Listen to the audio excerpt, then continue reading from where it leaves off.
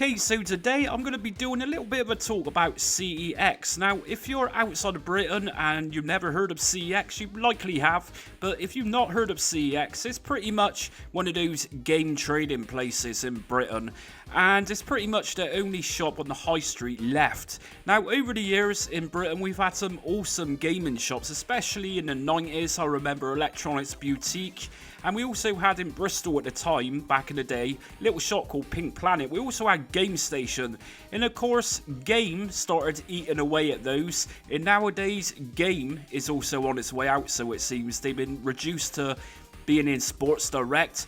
Anyways, we got CEX on the high street. Now, I'll be honest with you, over the years, I've seen CEX go from a fairly relatively cheap place to buy games from to what it's become today. And let's just be honest with each other here, CEX is by no means cheap anymore.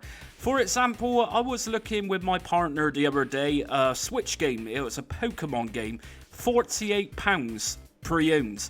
Now, if you look at Argos, just around the corner from where we live, you can actually buy the same game for £38 brand new with the wrapper on it, never opened before. Yet you go into CEX and you can get this game for £48 pre-owned.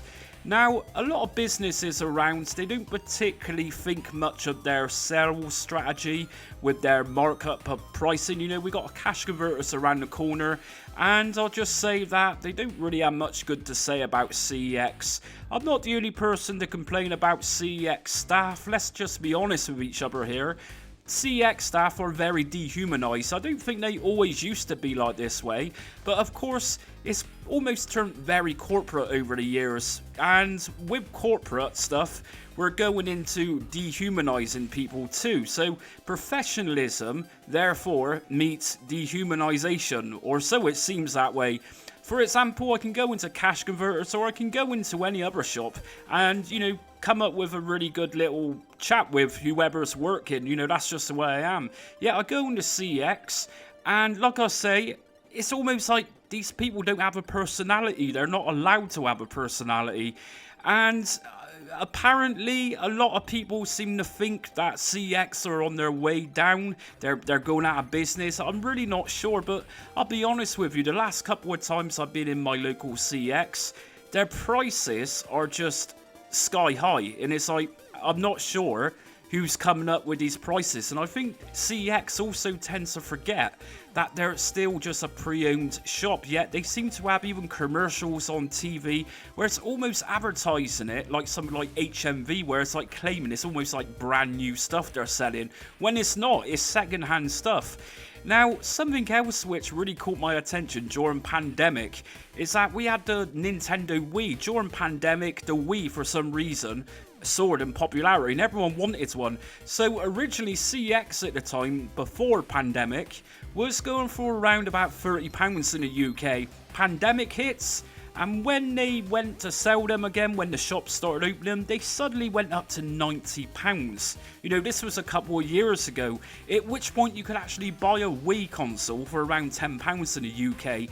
So we'll just say then, if you're not familiar with CEX, their prices are absolutely astronomical, and that also goes for retro gaming too. So you can look online at the CEX stuff and they'll have retro games on there for sale. For example, Super Nintendo games.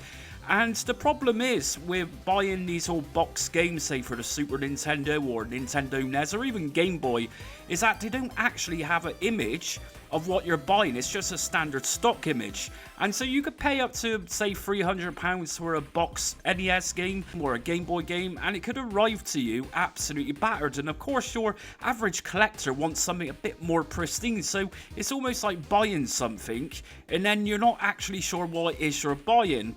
But anyways, I thought I would just try and communicate with people out there. It's like, what's your actual thoughts on CEX here in 2025? Like I said, when they started emerging around 2006, 2007, back home in Bristol, they were really good. You know, their trade-in prices was pretty good. Their staff were fairly friendly, although their staff is, let's be honest, they've always had a bit of an odd name about themselves. But I just see over the years now that it's almost reached rock bottom where the staff, they're just, I'm not sure, but if you know what I'm saying, you'll know what I'm saying. But anyways, drop us a comment in the comment section. Let us know what your experience is in recent times with CX. Do you agree with what I'm saying here? Well, let me know what you think.